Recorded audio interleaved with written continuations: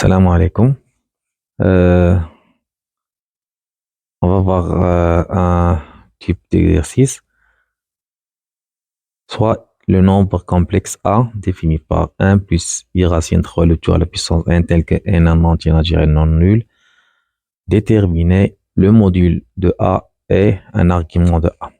La question 2. Déduire le module du nombre complexe B.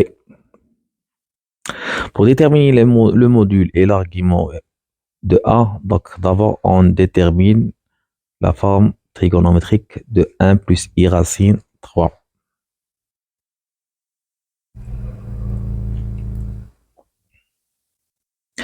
Un plus I racine 3. Le module, donc c'est racine 1 au carré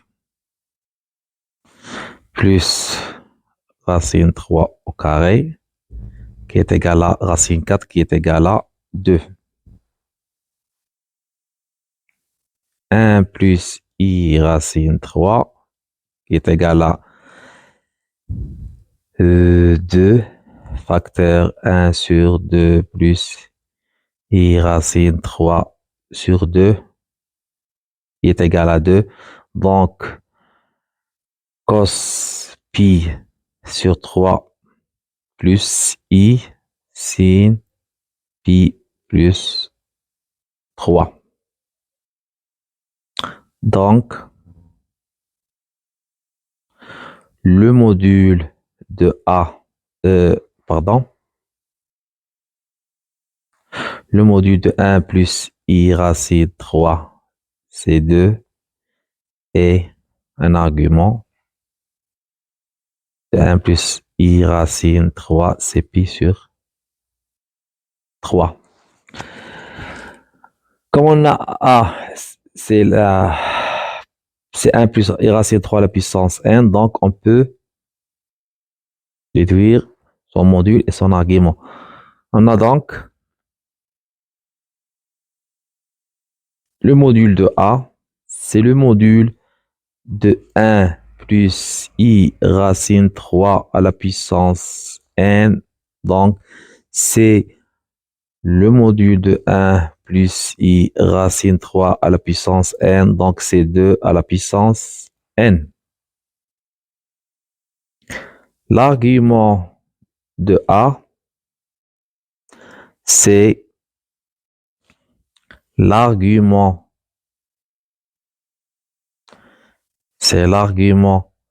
de 1 plus I racine 3 à la puissance n modulo de pi. D'après la règle, c'est n fois l'argument de 1 plus I racine 3 modulo de pi. Donc, c'est n pi sur 3. Donc, le module de A, c'est 2 à la puissance n. Un argument de A, c'est n pi sur 3. Passons à la question 2. Donc, on a B défini par 1 plus I racine 3 à la puissance n plus 1 moins I racine 3 à la puissance n qui est égal. Donc, c'est le nombre A plus son conjugué A bar. On a 1 moins I racine 3. Donc, le conjugué de la puissance, c'est la puissance du conjugué. Donc, c'est A plus A bar. D'après la règle qu'on a dans le cours, donc c'est 2 fois le réel de A. Déterminons le réel. Maintenant, déterminons le réel de A. Déterminant le réel de A. Donc, comme on a vu, A, c'est 2 à la puissance n, facteur cosinus n pi sur 3 plus I sinus n pi sur 3. Donc, A, le réel de A, c'est 2 à la puissance n fois cos n pi sur 3. Donc, B, c'est 2 à la puissance. Donc, on a B, c'est 2 fois le réel. Donc, c'est 2 à la puissance n plus 1 fois le cosinus de n pi sur 3. Donc, B est un nombre imaginaire pur. On n'a pas la partie imaginaire. C'est un nombre réel pur. Déterminons maintenant le module de A. Le module de A. Donc, le module de A, donc on distingue deux cas ici parce qu'on ne connaît pas le signe de cosinus npi sur 3. Donc, si